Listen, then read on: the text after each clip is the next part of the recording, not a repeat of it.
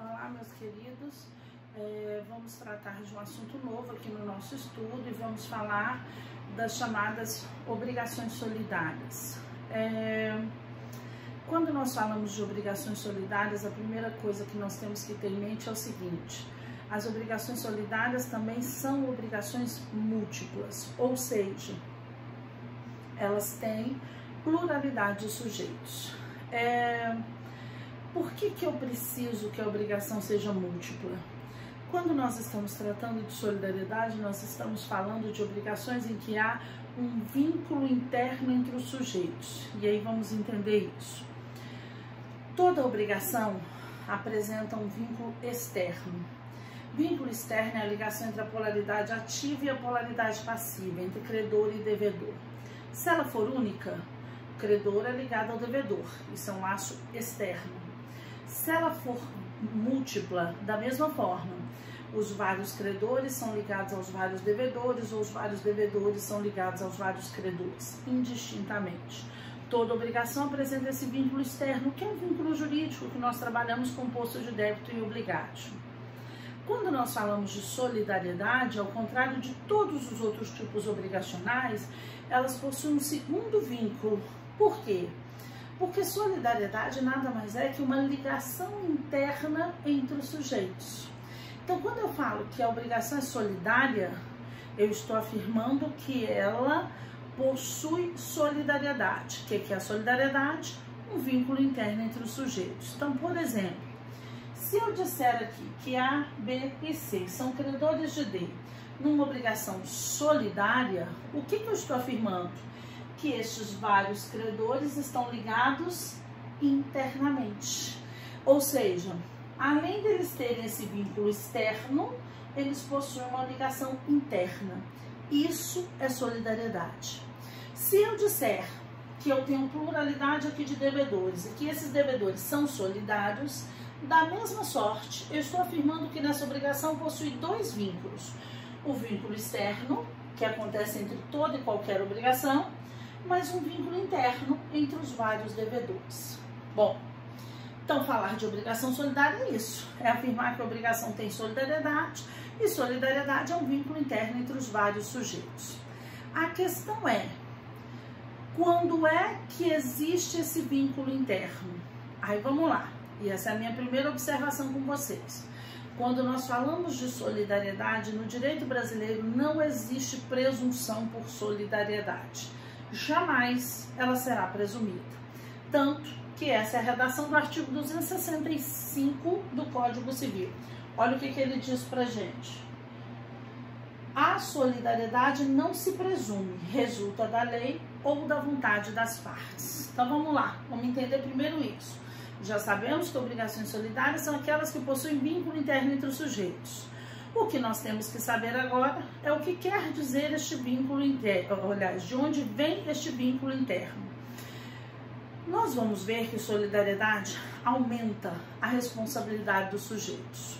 E se ela aumenta a responsabilidade dos sujeitos, esse aumento de responsabilidade, segundo o direito brasileiro, ele só pode existir ou por previsão específica de lei, porque é imposto o aumento de responsabilidade, ou por previsão contratual.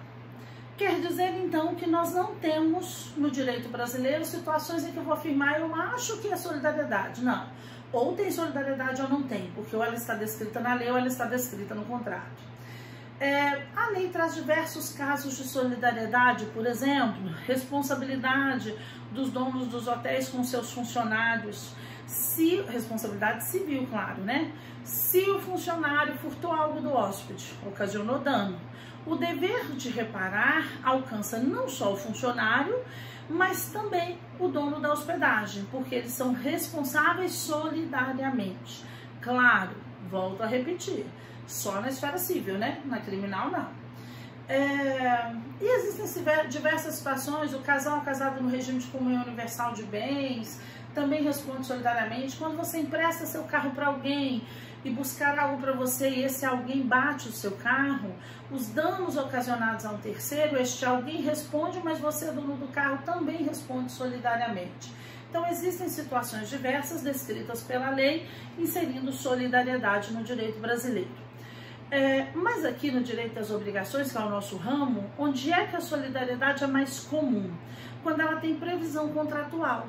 Então, caso típico de solidariedade por previsão contratual, fiador.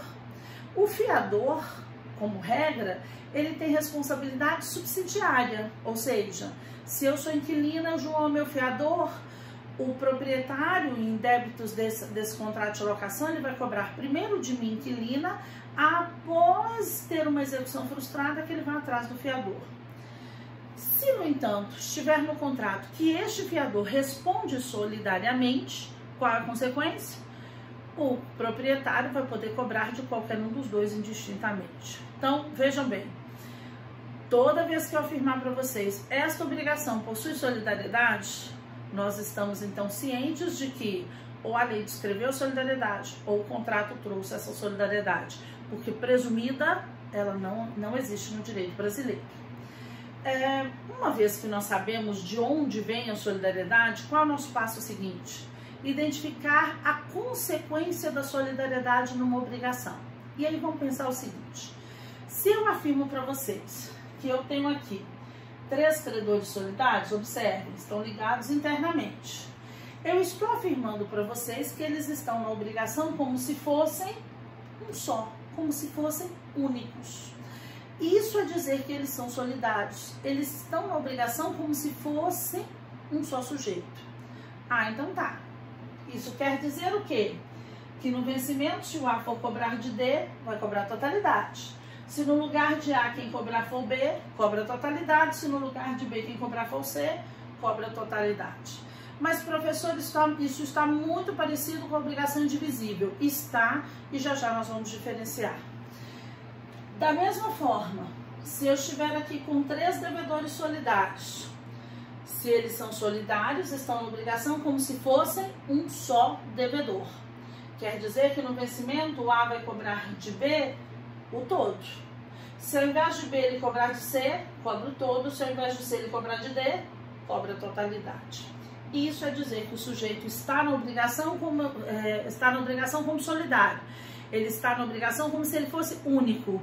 Então, ele pode atuar se ele estiver na polaridade ativa como único credor ou se estiver na polaridade passiva como único devedor. Bom, mas o que mais nós precisamos saber da solidariedade? Aí nós temos que identificar as características da solidariedade. E quais são as características da solidariedade? Toda obrigação solidária, sem nenhuma exceção, ela possui 3 características. Quais são essas 3 características? Primeira delas, pluralidade de sujeitos. Óbvio, né? Eu só posso ter solidariedade se eu tiver, no mínimo, 2 sujeitos na mesma polaridade. Por quê? Eu falei que solidariedade é um vínculo interno. Então, para o A se vincular, ele precisa pelo menos da existência do B aqui. Então, eu preciso de uma obrigação com pluralidade de sujeitos. Sempre. Segunda característica da solidariedade, nós temos a chamada unidade de prestação. E o que é unidade de prestação? Unidade de prestação é dizer que a prestação é una. Ou seja, eu não vou analisar se eu posso ou não repartir o objeto entre os vários sujeitos, porque ela é una. Ser una é dizer, eu não estou me vinculando à natureza do objeto. E a unidade de prestação, que é uma característica da solidariedade, ela tem previsão lá no artigo 264. E aí vamos lá para o 264. Olha o que ele fala para a gente. A solidariedade, quando na mesma obrigação concorre mais de um credor ou mais de um devedor. Aí vamos entender isso. Eu disse para vocês que as obrigações solidárias, elas possuem pluralidade de sujeitos. E eu estou afirmando para vocês que as características da solidariedade estão descritas na lei. Olha a primeira característica aqui. Quando na mesma obrigação concorre mais de um credor ou mais de um devedor. Está dizendo, olha, quando há pluralidade de sujeitos. E aí diz o seguinte, cada um com direito ou obrigado à dívida toda. Então vamos entender isso. O que eu quero dizer para vocês com esse cada um com direito ou obrigado à dívida toda? Quando o legislador fala cada um com direito a exigir a dívida toda, ele está falando dos vários credores. Quer dizer que aqui no vencimento, Se o A cobrar de D, ele tem o direito de cobrar a totalidade. E isso é a unidade de prestação. Ele está na obrigação como se fosse o único. O único credor tem o direito a cobrar quanto do único devedor? A totalidade. Mas vejam bem, a palavrinha é direito. Ele tem o direito a cobrar a totalidade. Ele não é obrigado a cobrar a totalidade. Então, se o A cobrar, cobra 3.000. Se no lugar de A quem cobrar for o B, cobra 3.000. Se no lugar de B quem cobrar for o C, cobra 3.000. Por outro lado, se a polaridade for passiva, o devedor está obrigado à dívida toda. Quando A cobrar de B, ele é obrigado a pagar os 3.000. Se no lugar de B cobrar de C, é obrigado a pagar os 3.000. Se no lugar de C cobrar de D, é obrigado a pagar os 3.000. Isso é unidade de prestação. Bom, mas qual é? Até então, está muito parecido com obrigação indivisível. Continua muito parecido.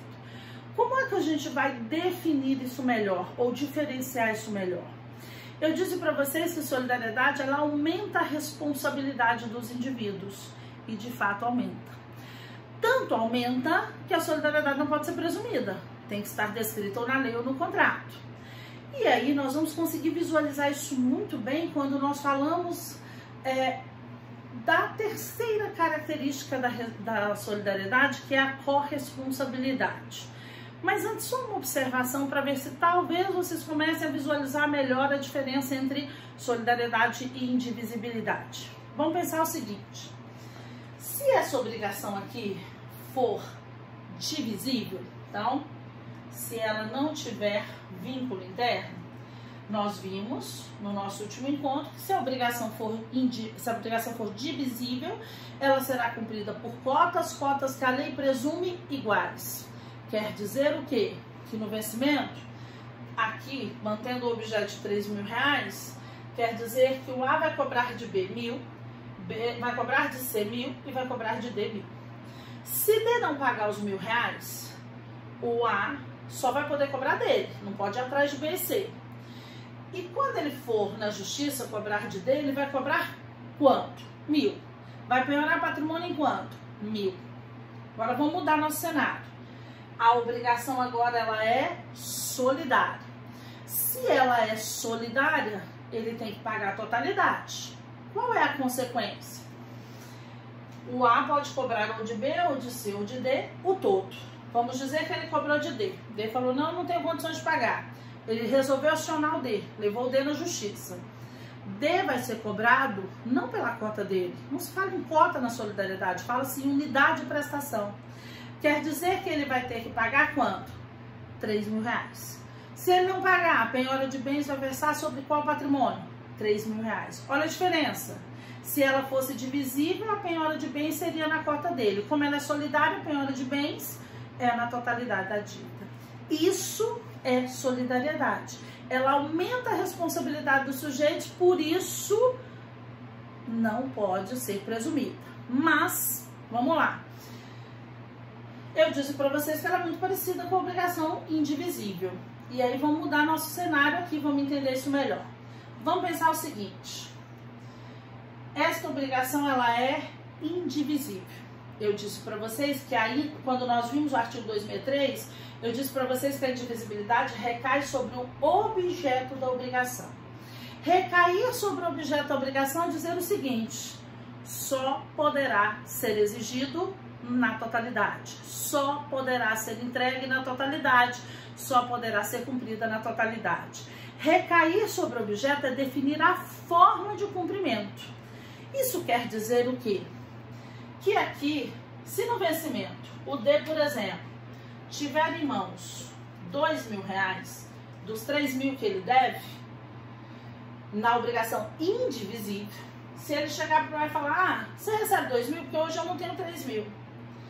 Como a obrigação indivisível é regida pelo artigo 258 e diz que ela tem por objeto um bem ou um fato não suscetíveis de divisão, ela só pode ser cumprida na totalidade. Ou seja, o credor A vai ter que falar, não aceito, porque você só pode me pagar na totalidade, eu só posso receber na totalidade.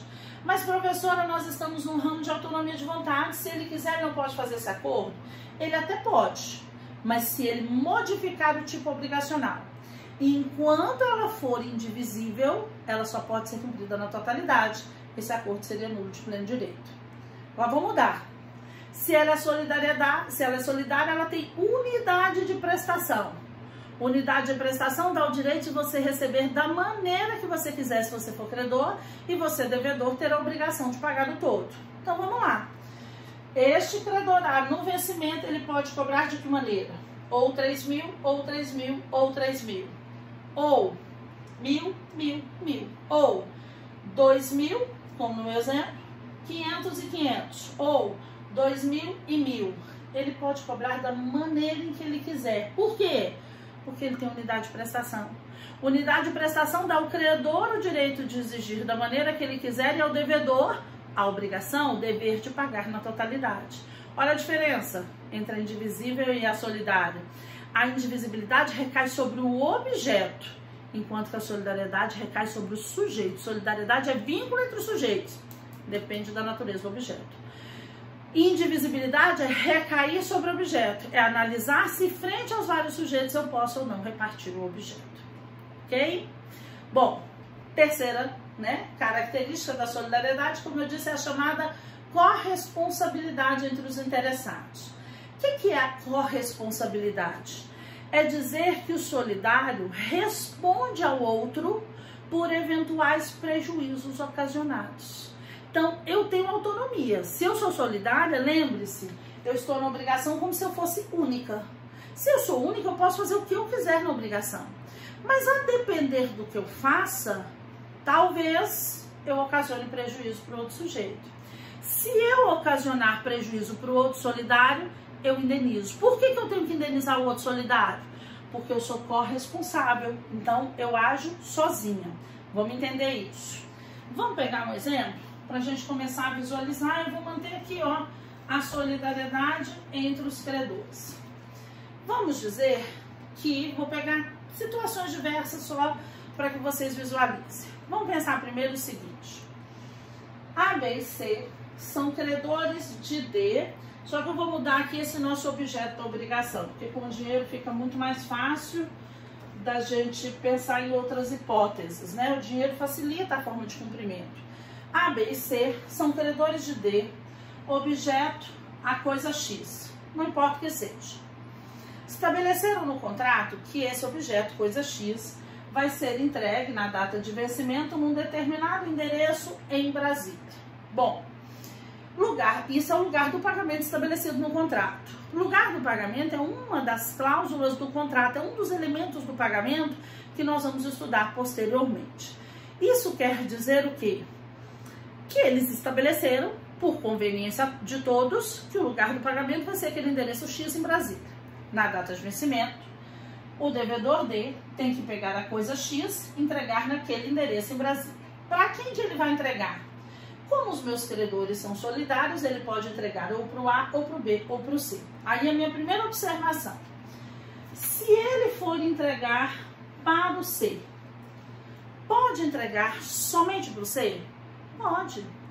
O C precisa de caução de ratificação? Não. Isso é exclusivo das indivisíveis, porque nas indivisíveis você não tem vínculo interno, então um não pode falar em nome do outro.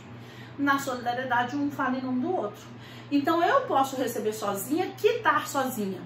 E se o D entregar para o C, pegar recibo, tudo direitinho, a dívida de D frente a A, B e C estará extinta. Um pode receber e quitar em nome dos demais. Mas, professora, e se o C nunca repassar o que seria parte de A e B? Isso é uma relação entre eles. Eles são solidários, o D cumpriu direitinho. Olha a diferença com a indivisível. Mas aí vamos lá. Vamos dizer que estabeleceram que o lugar do pagamento é o endereço em Brasília. Antes do vencimento da obrigação, coincidentemente, D e C, numa viagem, acabaram se encontrando. E nisso eles estabeleceram o seguinte, o C falou assim... o D falou assim, eu não sabia, você vem sempre aqui, por exemplo, em São Paulo? Vou sempre em São Paulo, venho sempre em São Paulo, estou sempre viajando. Nossa, então vamos fazer o seguinte, se no vencimento ficar mais fácil para mim, posso te entregar a coisa X em São Paulo? Se você disser, tudo bem, pode ser até verbal, hein? Lembre-se do princípio da liberdade das formas. Este acordo pode ser verbal. Se o C disser sim, tudo bem, concordo, pronto. Eles elegeram entre eles um novo lugar para o pagamento. Quer dizer que no vencimento, se o D for entregar a coisa X ou para o A ou para o B, ele vai entregar neste endereço em Brasília. Mas se ele for entregar para o C, ele vai entregar em São Paulo.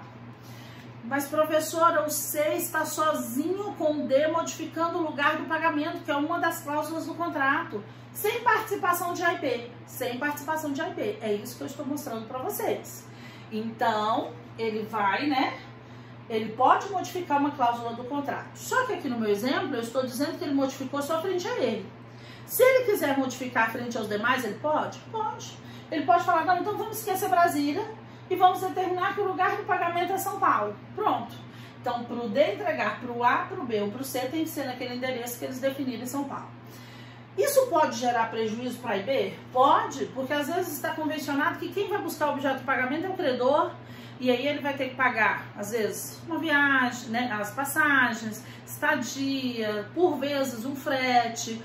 Esses prejuízos que o A ou B vierem a sofrer em razão do acordo feito entre C e D, quem é que vai indenizá-los? O C, porque eles são corresponsáveis.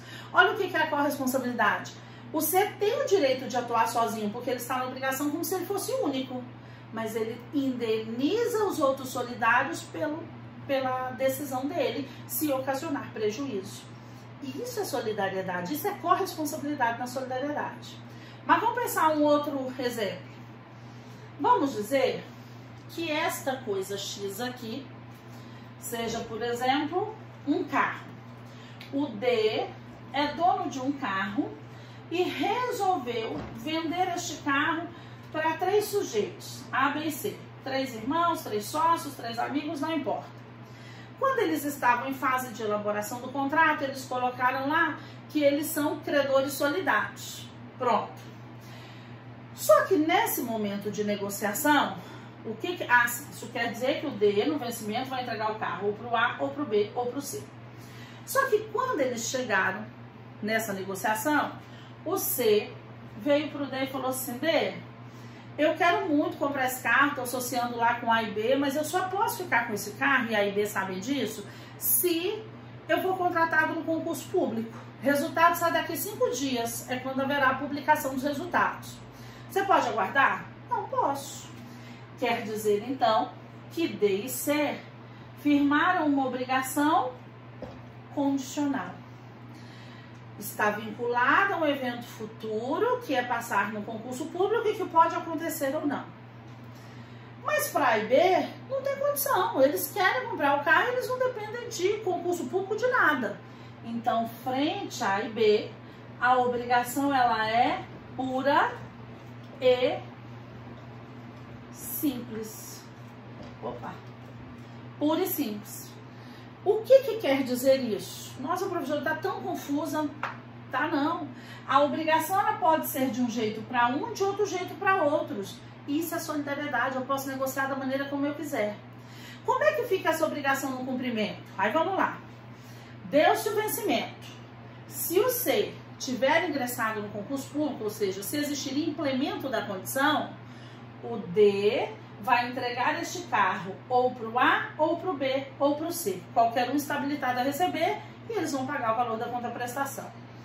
Se, no entanto, o C não passar no concurso público, a obrigação de D frente ao C se resolve, porque não houve implemento da condição. Mas ele ainda tem o dever de entregar um carro, só que agora para A e B. Pronto, a obrigação fica normalmente. Ao invés deles sortearem um carro em 3, eles vão sortear em 2. Vou citar uma terceira situação mais esdrúxula, mas só para vocês visualizarem o que é corresponsabilidade. O C chegou para o D, antes do vencimento da obrigação, e falou assim, D, eu quero remitir a sua dívida, fazer remissão. O C pode fazer remissão? Pode, ele é credor, remissão, nós já falamos disso lá nas indivisíveis, é um privilégio, é uma opção de quem é credor. E o C pode fazer a remissão em que montante? Qualquer credor pode remitir uma dívida no alcance do seu crédito. Qual é o crédito de C? Opa, vamos um pouquinho naquela dívida de 3 mil reais, me desculpa. Qual é o crédito de C? 3 mil reais. Professora, mas ele não é dono sozinho internamente. Opa! Mas na solidariedade, na relação externa, ele está na obrigação como se ele fosse único. O único credor pode remitir a dívida até a totalidade. Claro, na prática isso não é comum. Na prática ele vai remitir no alcance da cota dele. Mas eu quero que vocês visualizem a remissão na totalidade para vocês identificarem a corresponsabilidade. E vamos ter essa forma como base de raciocínio. O C chegou para o D e falou: D, quero remitir sua dívida. Vou remitir em 3 mil reais. Ele pode. Por quê? Porque ele está na obrigação como se fosse o único credor, e o único credor detém a totalidade do crédito. O D falou: maravilha. Quer dizer que a obrigação de D frente ao C está extinta. Mas e a obrigação de D frente a B? Também se extingue. Por quê? Porque remitiu na totalidade. Então, D não deve mais a ninguém. E quem pode fazer a remissão aqui, quem fez a remissão aqui, pode fazer no todo. Nossa, professora, como é que fica a relação interna? A autonomia de C, como solidário, ele tem autonomia, gerou prejuízo para B. O que ele teria que fazer nesse caso concreto? Passar 1.000 reais para B, 1.000 reais para A. Desembolsar a cota de cada um. Volto a repetir. Nunca vi um caso concreto em que a remissão na solidariedade se desse dessa maneira, na totalidade. Mas poder, ele pode, ok? Isso é corresponsabilidade. Onde é que está prevista a corresponsabilidade no direito brasileiro? Lá no artigo 266. Olha o que ele fala pra gente. Peraí, desculpa. Vamos lá. A obrigação solidária pode ser pura e simples para um dos co-credores ou co-devedores. Olha aqui, pode ser pura e simples para uns e condicional a prazo ou pagável em lugar diferente para outro. Então, ela pode ser de um jeito para um, de um jeito para o outro, pagável num local para um, pagável em outro local no outro. Pode ser pura e simples para um, pode ser condicional para o outro. Isso é dizer o seguinte: você pode negociar do jeito que você quiser. Porque se a sua negociação ocasionar prejuízo, você indeniza. Isso é corresponsabilidade. Bom, identificadas as 3 características da solidariedade, o que nós temos que identificar? As espécies de solidariedade. E nós temos 3 espécies de solidariedade. A solidariedade, ela pode ser ativa, ela pode ser passiva. Essas 2 classificações são as do Código Civil. E segundo a doutrina, acatada pela jurisprudência, ela pode ser mista. Então vamos entender isso. Como é que eu sei se a solidariedade é ativa ou passiva? Aí é muito fácil para a gente visualizar. A solidariedade, ela é ativa se o vínculo estiver presente na polaridade ativa, ou seja, entre os vários credores. Então, se eu disser que os credores é que são solidários, solidariedade ativa. Agora, a solidariedade pode ser passiva. E ela é passiva quando o vínculo está presente entre os vários devedores. Então tá.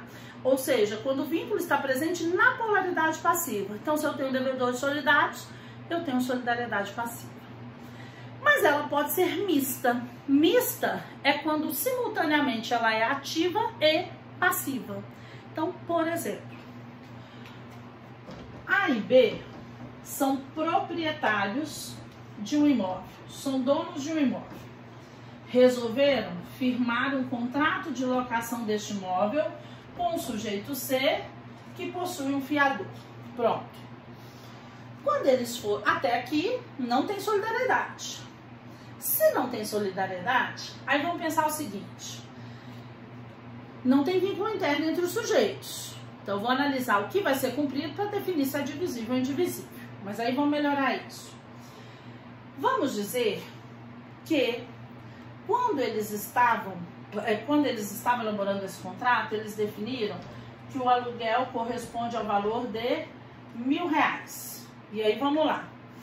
Se o aluguel corresponde ao valor de R$1.000 e A e B não são solidários, de que maneira o inquilino C vai pagar o aluguel? Se não tem solidariedade, tem pluralidade de sujeitos e o objeto permite repartição, a obrigação é divisível. Então, ele teria que pagar R$500 para o A, R$500 para o B. Olha que trabalhoso. Se o C quisesse fazer uma benfeitoria no imóvel e precisasse de autorização para ser ressarcido, ele precisaria de autorização de quem? Do A e do B. Se o C quisesse rescindir esse contrato, ele teria que negociar com quem? Necessariamente com A e B. Não poderia um ficar sem o outro, porque um não fala em nome do outro. Mas aí vamos mudar nossa história. O que eles resolveram fazer? Eles resolveram colocar lá no contrato que eles são credores solidários. Então eu tenho aqui solidariedade ativa. Agora sim, se eu tenho solidariedade ativa, como é que fica essa história? No vencimento, quando você for pagar o aluguel, ele vai poder pagar para quem? Qualquer um, estão na obrigação como se fosse um só. Qualquer um pode receber e quitar. Quem é que vai poder autorizar a benfeitoria? Qualquer um. Quem é que vai poder rescindir o contrato? Qualquer um. Vejam como a solidariedade entre os credores não gera vantagem, não tem nenhum lucro aqui, nenhuma vantagem econômica. Mas olhem como ela facilita o manuseio da obrigação. Agora vamos pensar do outro lado.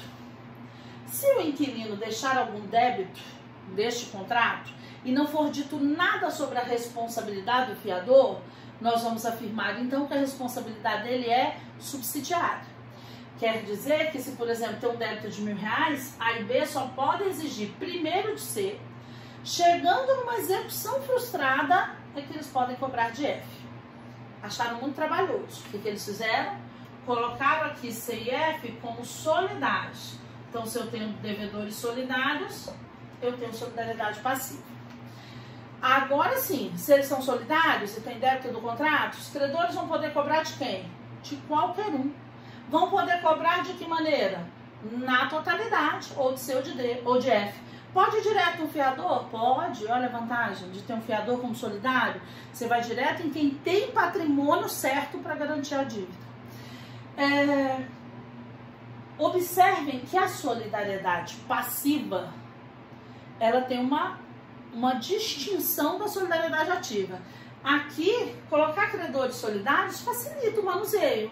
Posso receber sozinho, posso quitar sozinho, posso autorizar a benfeitoria sozinho. Aqui não. Qual a vantagem de ter um devedor solidário? E esse é o fundamento da solidariedade no direito brasileiro. Para que o Código Civil trouxe a solidariedade para o direito brasileiro? Para garantir solvência da dívida. Olha, tanto que isso dá mais condições de pagamento da dívida. Então, o fundamento da solidariedade no direito brasileiro está na solidariedade passiva. A solidariedade no direito brasileiro visa garantir solvência da dívida. Neste caso específico, apesar de nós termos, do fundamento ser na solidariedade passiva, nós temos as duas. Quando simultaneamente num contrato ela é ativa e passiva, é o que nós temos chamada solidariedade mista. Mista porque está nas duas polaridades. O Código Civil só trabalha com a divisão, né, escalonada, então ele fala de solidariedade ativa, depois ele fala de passiva, mas a doutrina e a jurisprudência usam essa terceira classificação, que é a solidariedade mista. Bom, esse é nosso primeiro encontro, tem por finalidade de vocês terem uma ideia geral da solidariedade. E aí a gente vai ao passo seguinte, no próximo vídeo, que é trabalhar a solidariedade ativa. Tá bom, meus queridos? Muito obrigada. Se cuidem, tá? Beijo grande, saudade sempre.